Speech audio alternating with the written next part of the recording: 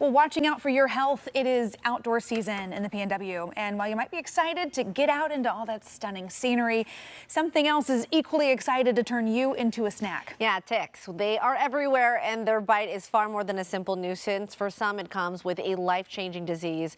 We're joined by a local survivor of Lyme disease and the host of the What the Morgues podcast, Britt Gervin. Britt, thank you so much for being with us this morning. Thank you for having me. I really appreciate it. Of course. Yeah, I feel like within the last decade and a half or so, we've heard more conversations about Lyme disease.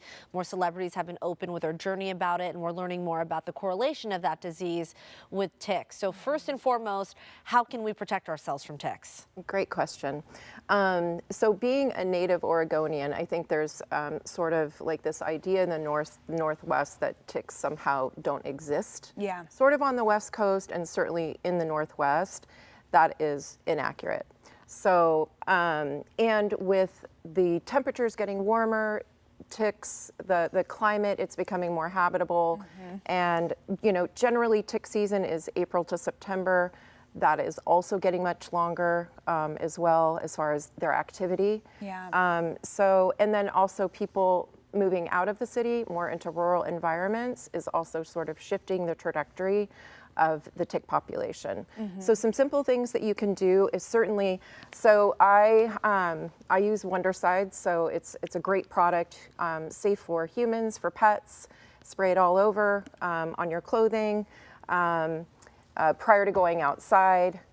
Certainly long sleeves, long pants, light colored is also smart. They're really, the ticks themselves, I brought an example of a nymph size tick versus an adult size tick. Oh, wow. So a nymph size is actually the size of a poppy seed. I don't know if you're able to see that, but very, very, very tiny. It would look like a fleck of like dirt. a freckle. Right. Easy to mistake if you weren't looking closely. Exactly. Yeah. And so lighter colored clothing is going to assist you in identifying, you know, a freckle, a piece of dirt versus say like a nymph tick, which is the size of a poppy seed. An adult, I don't know if you'll be able to see this, but an adult is actually the size of a sesame seed. So very, very, very small and easy to miss. Yeah.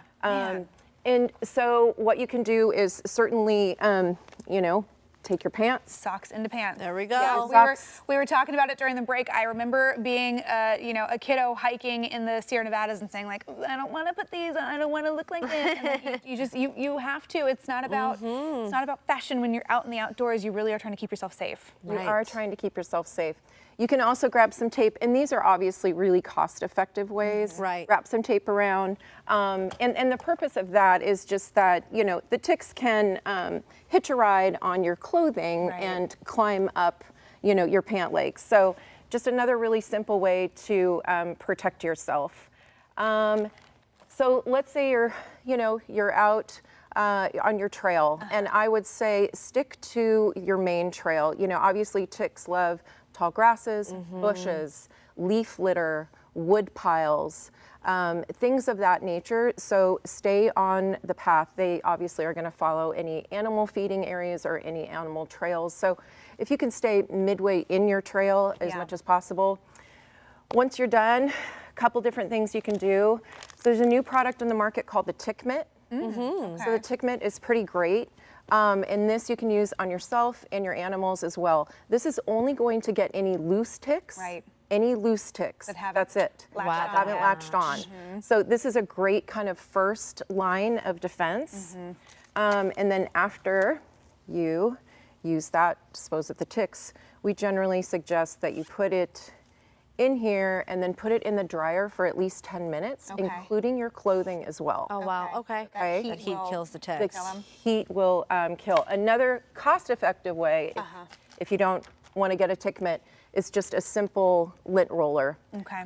Use it. You know, it'll get anything loose as well. And Britt, there's so many products here, but I really want to touch on what happens, let's say you weren't able to prevent that bite. Can you tell us what to look out for in terms of the signs of Lyme disease? I know it's something that a lot of folks are still just learning about.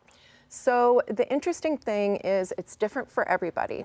Not everybody gets a bullseye rash. So the identifier is generally a bullseye rash. Unfortunately, less than 50% of us get a rash. The other thing to think about is that people don't know that the ticks actually have a numbing agent in their saliva. So oftentimes you don't feel the bite. Yeah. It is very rare to feel the bite. Some people do.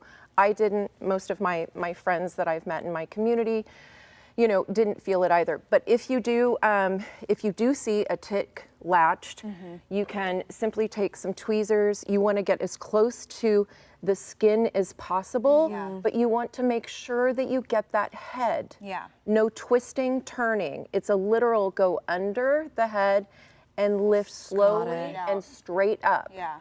No twisting. I did bring a sidekick. This is another tool on the market.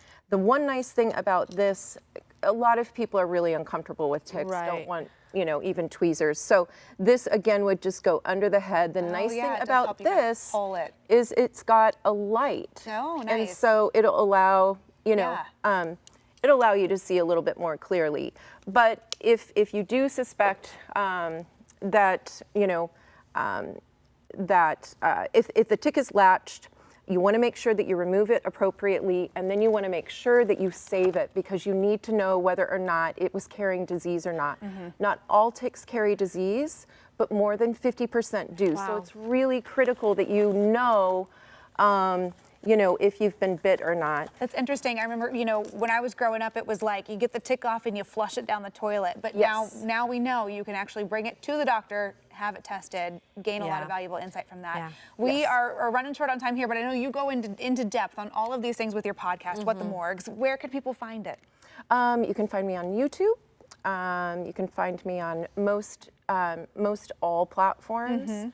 And I'd love the support. And we talk mainly about Lyme and Morgellons as well. And Morgellons is an unfortunate occurrence that often happens with Lyme patients. So we make up about 6% of the Lyme population. So I kind of go into detail about that. It is such a valuable resource for folks who are dealing with a Lyme diagnosis, but it's a great information for anyone to have before they get outside this season. Britt, thanks for being here. We appreciate it. Thank you for having me. If you want to learn more about protecting yourself from ticks and you want to find Britt's podcast, What the Morgues, check out the story on KOIN.com. Just click on AM Extra.